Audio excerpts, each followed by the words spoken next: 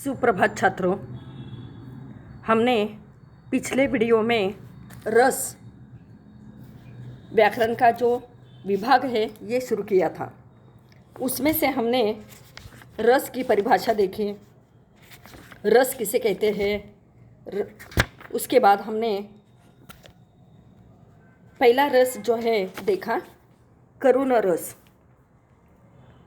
लेकिन हमारे इस 11वीं कक्षा में 5 रस का उल्लेख जो है हमें करना है। इसके पहले भी मैंने तुम्हें बताया है, करुण रस पहला है, उसके बाद वीर रस और भयानक रस। यहाँ तक का पोर्शन हमारा हो गया है। अब आगे हम देखेंगे चौथा रस है हास्य रस। और हास्य रस का स्थायी भाव है हास माने मजाक, जिसे हम चुटकुले कहते हैं, विनोद कहते हैं मराठी में। तो इसी प्रकार ऐसे काव्य होते हैं कि जिसमें हमें हंसी आती है। तो ऐसे स्थायी भाव हास को हास्य रस कहते हैं और ये आज हमें देखना है। उसके बाद 5वां रस का प्रकार है वात्सल्य रस, कि जो कि ममत्व, प्रेम, माँ का प्रेम जो होता है, माता पिता का प्रेम और अपने स्नेही जनों का प्रेम, उसका भाव जो है स्थायी भाव होता है। तो इसी प्रकार हमें आज की इस वीडियो में रस के हास्य रस और वात्सल्य रस देखना है। तो शुरू करते हैं हास्य रस।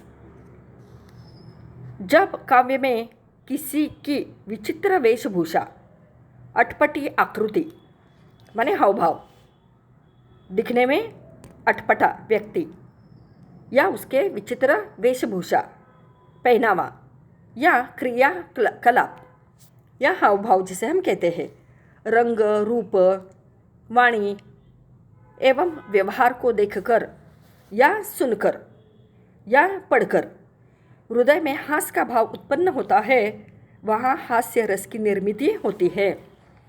तो ये पहचानना बहुत ही आसान है कि जब हम ऐसे काव्य पढ़ेंगे तो हमें हास्य रस यहाँ दिखाई देगा और तुम्हें उत्तर लिखना है ये हास्य रस है, इसका उदाहरण है।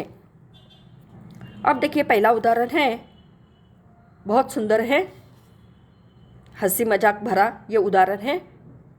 तंबूरा ले मंच पर बैठे प्रेम प्रताप, तंबूरा ले मंच पर बैठे प्रेम प्रताप, सांझ मिले 15 मिनट, सांझ मिले 15 मिनट, घंटा भर आलाप। देखो घंटा भर वो आलाप करने लगा है, तंबूरा लेकर वो मंच पर बैठा है, घंटा भर आलाप, घंटा भर वो क्या कर रहा है, गाने का आलाप कर रहा है। राग में मारा गोता, राग तो है ही नहीं उसमें, हाँ, धीरे धीरे खिसक चुके थे सारे श्रोता।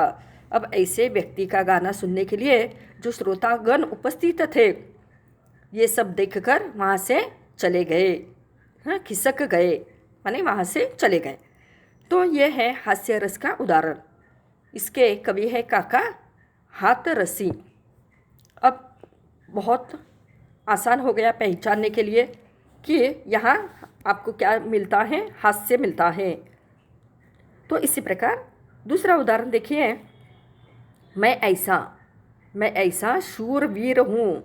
देखो कवि क्या कहते हैं, मैं कैसा हूँ, ऐसा शूरवीर हूँ, पापड़ तोड़ सकता हूँ। क्या कहता है, पापड़ तोड़ सकता हूँ, माने कितना आसान ये काम है, लेकिन फिर भी वो अपने आप को क्या समझ रहा है, वीर पराक्रमी समझ रहा है। तो देखो अगर गुस्सा आ जाए तो कागज मरोड़ सकता हूँ, माने इसमें ताकत देखो कितनी है कि अगर गुस्सा आ जाए तो क्या कर सकता है, कागज मरोड़ सकता है। तो इसी प्रकार का यहाँ पर ये पराक्रमी इंसान अपने आप को शूरवीर कहता है। तो इसी तरह से इसके कवि है अजमेरी लाल महावीर। तो ऐसे उदाहरण आपको परीक्षा में दिए जाते हैं और पहचानना बहुत ही आसान है। अब देखिए छात्रों, 4 रस हमने देखे अभी तक। उसके बाद अगला रस है वात्सल्य रस। अब इसकी परिभाषा हम देखेंगे। जब काव्य में अपनों से छोटे के प्रति स्नेह या ममत्व भाव अभिव्यक्त होता है। अपने से छोटे के प्रति स्नेह माने प्यार या अपनेपन की भावना, ममत्व की भावना अभिव्यक्त होती है, वहाँ वात्सल्य रस की निर्मित होती है। और वहाँ आपको कौन सा रस मिलता है? वात्सल्य रस की निर्मित यहाँ पर हो जाती है। अब यहाँ उदाहरण देखिए, हमारे भक्तिकालीन कृष्ण भक्त कवि जो है सूरदास जी की ये काव्य पंक्तियाँ। सूरदास जी ने बाल लीला का वर्णन, कृष्ण की बाल लीला का वर्णन बहुत सुंदर काव्य में किया है। कृष्ण की बाल लीला, उसकी 2 पंक्तियाँ देखिए कि जसोदा हरि पालने झुलावे। जसोदा मैया माने यशोदा मैया हरि को, हरि माने कृष्ण को पालने में झुलाती है। एक माँ अपने बच्चे को किस तरह से पालने में झुलाती है, देखिए उसका ममत्व यहाँ पर दिखाई देता है। हलरावे दुलराए मल्लावे, जोई सोई कछु गावे। और जो अपने मन में आता है वो गीत अपने बच्चे के लिए वो गा रही है, उसे हिलाती है, पालने में झुलाती है और उसके सोने तक वो गीत गाती है। तो इसी तरह से एक माँ की ममता यहाँ पर दिखाई देती है। तो ये रस कौन सा है? वात्सल्य रस। अब यहाँ हम दूसरा उदाहरण देखेंगे। संत कवि तुलसीदास जो कि राम भक्त कवि माने जाते हैं, तो उनका उदाहरण देखिए। ठुमक चलत रामचंद्र, जैसे कि मैंने यहाँ पर तुम्हें बताया है, तुलसीदास जो है राम भक्त कवि है, तो उन्होंने अपने काव्य में राम का वर्णन किया है। भगवान राम। ठुमक चलत रामचंद्र बाजत पैंजनिया, कि छोटे रामचंद्र है, वे अपने पैरों में पैंजन बांधकर नाच रहे हैं, ठुमक रहे हैं। किलकी किलकी उठत धाय गिरत भूमि लपटाय, वो अपने मुंह से किलकारी मार रहे हैं और चलते चलते गिर रहे हैं। धाय मात गोद लेत, और उसी समय बच्चे का गिरना देखकर माता जो है क्या कर रही है? भागती आ रही है। धाय मात गोद लेत, और जल्दी से वो अपने बच्चे को गोद में उठाती है। दशरथ की रानियाँ, अब उसकी माँ जो है दशरथ की रानियाँ, वो अपने बच्चे को गोद में उठाती है। यहाँ पर भी देखिए छात्रों, आपको कौन सा भाव दिखाई देता है? ममत्व का भाव दिखाई देता है। इसलिए ये कौन सा रस हो गया? वात्सल्य रस। तो इसी प्रकार देखिए कक्षा 11वीं में हमें कुल मिलाकर 5 रस पूछे जाएंगे। उसमें से तो तुम्हें 3 परीक्षा में दिए जाएंगे और तुम्हें 2 का उत्तर जो है लिखना है, और 2 के लिए तुम्हें 2 मार्क है। तो देखिए यहाँ तुम्हें रस के जो 11 उदाहरण हैं, जो 11 रस है उसमें से इस साल माने कक्षा 11वीं के लिए 5 रस तुम्हें पूछे जाएंगे। 5 रस की पढ़ाई तुम्हें करनी है। उसके बाद कक्षा 12वीं में अगले जो रस है 6 रस अगले कक्षा में तुम्हें मैं पढ़ाऊँगी। तो इस तरह से रस का ये जो विभाग है यहाँ पर आपका ख़त्म हो गया। अब इसके बाद अलंकार आपको देखने हैं। इसके अगले वीडियो में हम क्या करेंगे? अलंकार जो है देखेंगे। अब देखिए छात्रों, मैं फिर से एक बार आपको बता देती हूँ कि हमारा पोर्शन जो है देखिए कितना हो गया है।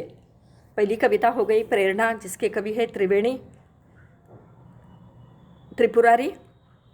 दूसरा पाठ हो गया लघु कथाएँ, उसमें 2 छोटी छोटी लघु कथा का समावेश किया गया है। पहली है कहानी उषा की दीपावली और दूसरी लघु कथा है मुस्कुराती चोट, जिसकी लेखिका है श्रीमती संतोष श्रीवास्तव। उसके बाद हमने 15 अगस्त तीसरी कविता देखी। अब यहाँ तक का पोर्शन हमारा हो गया। उसके बाद हमने 5वां मध्ययुगीन काव्य शुरू किया है। उसमें हमने भक्ति महिमा जो कि मध्ययुगीन काव्य है, उसमें हमने संत दादू दयाल जो है उनके जो है पद देखे। अब इसके बाद हम क्या करेंगे? अगला जो मध्ययुगीन काव्य है वो देखेंगे बाल लीला। अब बाल लीला के जो कवि हैं संत सूरदास जी, जो कि अगले हम वीडियो में देखेंगे। अब तुम्हारी परीक्षा जो है, पहली सराव परीक्षा आने वाली है। अब इसके लिए पोर्शन देखिए। पहली कविता है प्रेरणा, तीसरी कविता है 15 अगस्त। माने कुल मिलाकर 2 तुम्हें कविताएं पूछी जाएगी, उस पर तुम्हें प्रश्न पूछे जाएंगे। उसके बाद लघु कथाओं में 2 लघु कथाओं का समावेश है। एक है उषा की दीपावली और दूसरी है कहानी लघु कथा मुस्कुराती चोट। इस पर तुम्हें प्रश्न पूछे जाएंगे। माने देखिए 2 गद्य और 2 पद्य। इस पर आपको 25 मार्क के प्रश्न जो हैं पूछे जाएंगे। अगले वीडियो में मैं तुम्हें प्रश्न पत्रिका का स्वरूप 25 मार्क का किस तरह से हम पूछने वाले हैं और पोर्शन कितना है, अभी तो मैंने बता दिया है, लेकिन जिन्होंने ये वीडियो देखा उन्हें ही पता चलेगा। लेकिन मैं तुम्हें लिख कर दूंगी, नोट्स में तुम्हें दूंगी कि 2 कविता और 2 पाठ और बाकी का व्याकरण में हम क्या पूछेंगे। तो देखिए मुहावरे, जो अपनी पाठ के नीचे मुहावरे पूछे गए हैं, उसी में से तुम्हें 3 मुहावरे दिए जाएंगे, उसमें से तुम्हें 2 लिखने हैं। 2 मार्क हैं वाक्य शुद्ध कीजिए, जो व्याकरण की दृष्टि से गलत अशुद्ध दिए गए हैं उसे तुम्हें शुद्ध लिखना है। उसके बाद अगला पोर्शन है कि हम तुम्हें 2 मार्क के लिए यहाँ काल परिवर्तन पूछने वाले हैं और 1 मार्क जो है लिंग बदलिए। तो इस तरह से मैं आगे के वीडियो में तुम्हें प्रश्न पत्रिका का स्वरूप जो है लिख कर देती हूँ। तब तक के लिए धन्यवाद।